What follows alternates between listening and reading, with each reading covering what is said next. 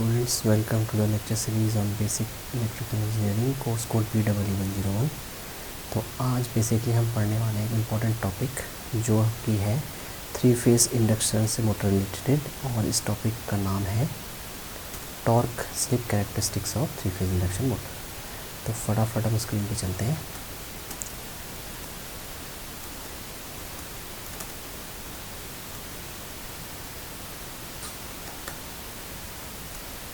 तो देखिए स्क्रीन पे आपको नज़र आ रहा होगा, ये एक कर्व है बेसिकली जो हमें टॉर्क स्लिप कैरेक्टरिस्टिक्स का कर्व दिखा रहा है। इस कर्व को थोड़ा सा समझते हैं। देखिए इस कर्व में अगर आप देखें तो ये जो हमारी वाई एक्सिस है एक टॉर्क को दर्शा रही है, और जो एक्स एक्सिस है वो स्लिप को दर्शा रही है। तो यहाँ पे हमारे पास एक पॉइंट ओ है जहाँ पे हम देख रहे हैं कि स्लिप की वैल्यू 0 है। क्यों स्लिप की वैल्यू 0 है? क्योंकि हमने ऑलरेडी फॉर्मूला पढ़ा था कि slip is equal to NS minus NR upon NS। तो पॉइंट ओ पे अगर हम देखें NR जो है हमारा वो इक्वल टू NS है। तो जब NR इक्वल टू NS हो जाएगा तो यहाँ पे हमारे पास जो स्लिप की वैल्यू आएगी वो कितनी हो जाएगी? NS minus NS upon NS, यानी स्लिप की वैल्यू हमें मिलेगी 0। ठीक है। अब देखिए धीरे धीरे हमारी स्लिप की वैल्यू बढ़ रही है और एक मैक्सिमम पॉइंट पे पहुंच रही है जिसको हम कहते हैं मैक्सिमम टॉर्क, यानी इस पॉइंट को मैक्सिमम टॉर्क या पुल आउट टॉर्क भी कहा जाता है, पुल आउट टॉर्क। ठीक है।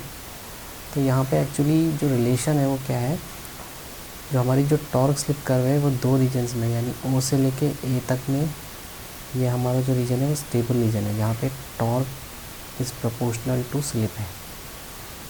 और अगर हम देखें अनस्टेबल रीजन में, तो अनस्टेबल रीजन में क्या हो रहा है, देखिए जो टॉर्क है वो जैसे जैसे मैक्सिमम टॉर्क पहुंच गया, अब अगर हम स्लिप को बढ़ाते हैं तो हमारी स्लिप बढ़ने पे क्या हो रहा है, जो टॉर्क है वो रिड्यूस हो रहा है और अनस्टेबल रीजन की तरफ मूव कर रहा है और उसके बाद कांस्टेंट हो जा रहा है। यानी स्टेबल रीजन में हम देख रहे हैं, स्टेबल रीजन में अगर हम देखें तो जो टॉर्क है वो प्रोपोर्शनल टू स्लिप है। ठीक है। और अगर हम अनस्टेबल रीजन में देखें, अनस्टेबल रीजन में जो टॉर्क है वो इन्वर्सली प्रोपोर्शनल टू स्लिप है, यानी टॉर्क घट रहा है जैसे जैसे हम स्लिप को बढ़ा रहे हैं। तो ये एक बेसिकली टॉर्क स्लिप का एक कर्व है, और इसमें अगर आप देखें ये जो हमने कैरेक्टरिस्टिक्स प्लॉट करी है बेसिकली एक पर्टिकुलर रोटर रेजिस्टेंस के लिए करी है। ठीक है, जिसकी वैल्यू R है।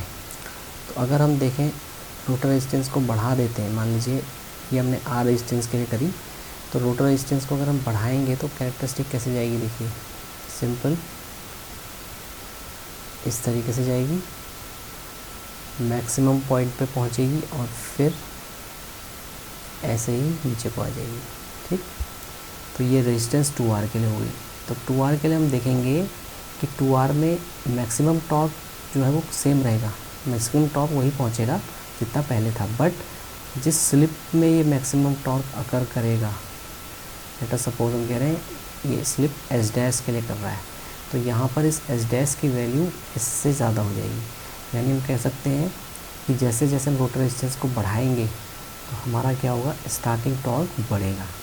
ठीक है। तो जैसे इस पॉइंट के करस्पॉन्डिंग हम कह रहे हैं कि स्टार्टिंग टॉर्क हमें कितना मिल रहा है, इतना, और इस पॉइंट पे करस्पॉन्डिंग हमें स्टार्टिंग टॉर्क कितना मिलेगा, लेट्स से स्टार्टिंग टॉर्क हमें इतना मिलेगा। देखिए इस पॉइंट के करस्पॉन्डिंग। तो जैसे जैसे हम रोटर रेजिस्टेंस को बढ़ाते जाएंगे हमारे स्टार्टिंग टॉर्क की वैल्यू बढ़ती जाएगी। ठीक है, क्लियर है। यहाँ पे जो मैक्सिमम टॉर्क है जैसे मैंने आपको बताया था वो कांस्टेंट है, बट जिस स्लिप पे वो मैक्सिमम टॉर्क अकर कर रहा है वो इंक्रीज़ हो रही है।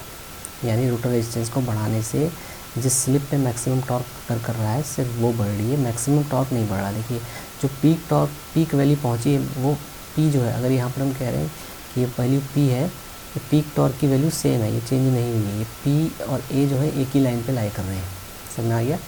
तो ये बेसिकली कर्व जो होता है इसका जो शेप होता है, इसका शेप होता है, ये 2 नंबर में कभी कभी पूछते हैं, वो रेक्टेंगुलर हाइपरबोला होता है, यानी दिस। और ये सिर्फ मोटरिंग ऑपरेशन के लिए हम बता रहे हैं। और मोटरिंग ऑपरेशन की कंडीशन क्या है, तो मैंने आपको बताई थी, एस की वैल्यू 0 से ज़्यादा हो और लेस देन इक्वल टू 1 हो।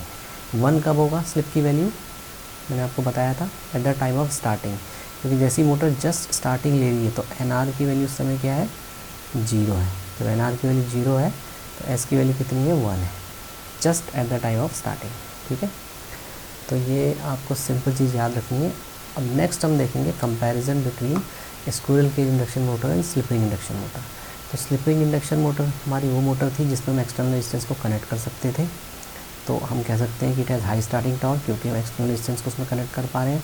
कंस्ट्रक्शन थोड़ा कॉम्प्लिकेटेड है क्योंकि स्लिप रिंग्स प्रेजेंट है। मेंटेनेंस कॉस्ट हमारी जो है हाई है, जैसे कि मैंने आपको बताया था कि स्लिप रिंग्स और कार्बन ब्रशेस यूज़ हो रहे हैं, तो इसलिए मेंटेनेंस कॉस्ट ज़्यादा होगी क्योंकि मैंने रिप्लेस करना पड़ेगा ब्रशेस को। Starter requires compulsorily. देखिए, जो हमारी स्क्विरल जो स्लिप रिंग इंडक्शन मोटर होती है, इसको हम वाउंड रोटर इंडक्शन मोटर भी बोलते हैं।